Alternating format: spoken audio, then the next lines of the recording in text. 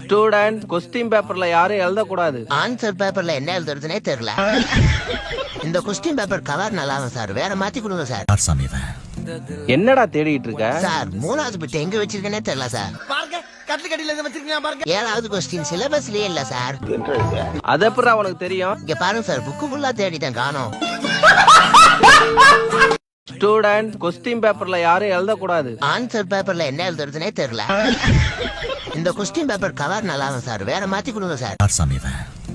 என்னடா தேடிட்டு இருக்க? சார் 3வது பிட் எங்க வச்சிருக்கேனே தெரியல சார். பாருங்க கட்லக்கடியில இருந்து வச்சிருக்கீங்க பாருங்க. 7வது கொஸ்டின் சிலபஸ்லயே இல்ல சார்.